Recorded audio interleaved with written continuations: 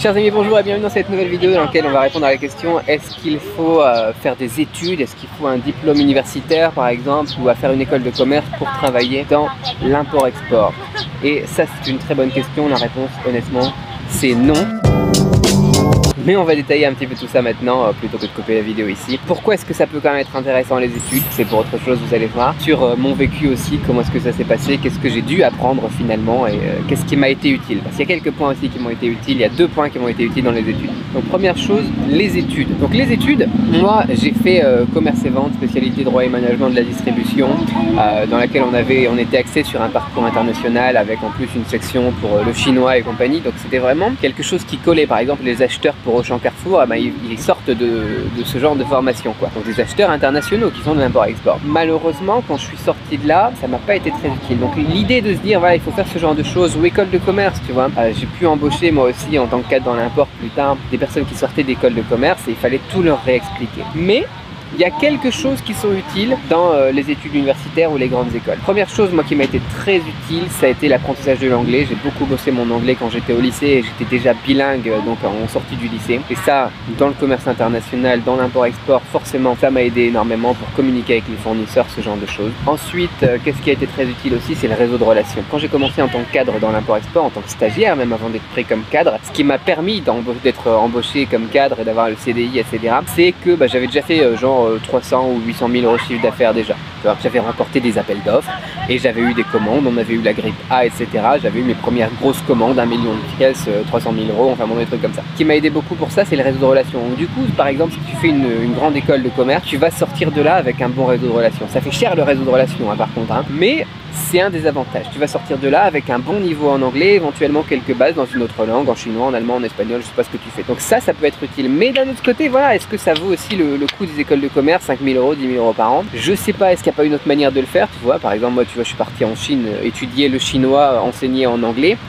Ça m'a forcément boosté au niveau des langues et ça a coûté moins cher. J'étais genre à 1200 euros par an ou un truc comme ça. Bon, il y a le logement, il y a le voyage, etc. quoi. Mais tu vois, c'est autre chose. Et après, en plus, tu sors du lot par rapport aux personnes qui ont fait des écoles de commerce. Donc, le diplôme en lui-même, pas super utile, tu vois. Le réseau de relations, les langues, ouais, ça c'est super utile et ça va t'aider énormément. Donc, ouais, moi, ça m'a fait une claque, ça m'a fait une bonne claque quand je suis arrivé et que j'ai commencé quand même parce que, par exemple, tout ce qui est appel d'offres, marché public, j'ai dû apprendre sur Internet. Au final, j'ai cherché sur Internet, j'ai téléchargé des PDF, j'ai décomposer les trucs et les appels d'offres très administratifs, c'est des gros dossiers, etc. J'ai tout analysé, c'était un sacré boulot pour constituer les dossiers et puis proposer ça après aux conseils généraux. Comme ça que j'ai récupéré le client, la réunion des musées nationaux, là, qui gère les musées du Louvre, de Versailles et compagnie, quoi. Et ouais, c'est un sacré travail et malheureusement, j'ai dû apprendre tout seul, tu vois, pour la recherche et la gestion de fournisseurs, tu vois, sur Alibaba et sur d'autres sites comme ça, hein, tu vois, Made in China, t'as DHgate et compagnie, mais on t'enseigne pas comment bosser ça et comment bosser la relation fournisseur non plus. L'interculturalité, c'est très peu enseigné aussi au niveau des écoles de commerce. On travaille beaucoup sur la culture française, on veut qu'on ait des personnes cultivées pour sortir d'école de commerce, tu vois. Mais malheureusement, on t'apprend pas non plus à gérer la culture d'une autre personne et à gérer une équipe multiculturelle, tu vois. Moi j'étais un Français, j'étais cadre, j'étais plutôt dans l'aspect commercial et derrière en dessous j'avais 5-10 personnes chinoises et natifs chinois qui bossaient avec moi, quoi. Et ça il faut savoir les gérer, il faut savoir aussi comprendre leur relation avec le fournisseur qui lui est en Chine, quoi. Et ça on te l'enseigne pas, quoi.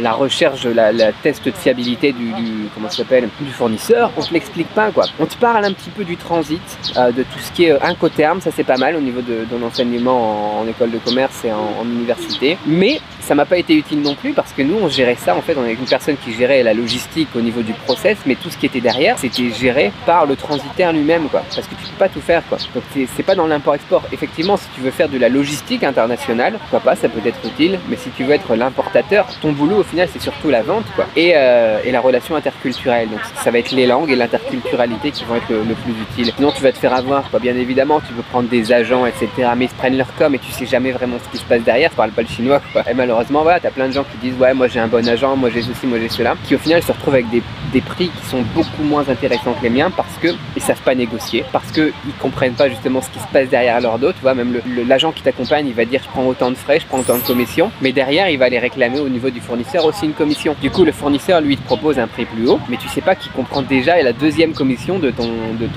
comment ça s'appelle, de ton interprète ou de ton agent, quoi. Et tu sais pas tout ce qui te passe derrière ton dos. Donc ouais, bosser les langues à fond et bosser la relation démonstration, quoi. Il faut que tu montres aux gens que tu comprends comment est-ce qu'ils bossent, comment est-ce que ça se passe, etc. Pour que derrière, ils n'essaient pas de te la mettre. Et malheureusement, tout ça, on te l'apprend pas en école de commerce, on te l'apprend pas. C'est le camion poubelle où tu fais cette musique? On te l'apprend pas.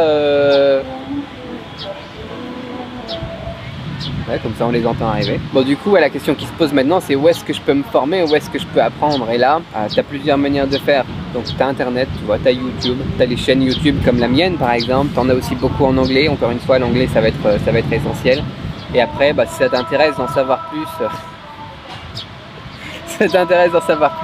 tu as le lien dans la description dans lequel on continue la discussion où je te donne encore plus d'informations, comment se former dans l'import-export. Je te souhaite une excellente journée. Si tu as d'autres questions justement qui t'intéressent vis-à-vis de l'import-export, de comment se former, de comment apprendre, de ce qui est important justement aussi de connaître. Tu vois, la prospection, c'est super important. Ça va être vraiment le nerf de la guerre, quoi, trouver des clients, parce que c'est bien beau de savoir comment faire, mais si t'as pas des gens à qui vendre, ça va pas être super utile. Et tu mets ça dans les commentaires, on continue la discussion là-bas aussi. Et donc tu as le lien dans la description, regarde ça pendant que c'est encore disponible. Et moi je te dis à très vite pour une autre vidéo, bye bye.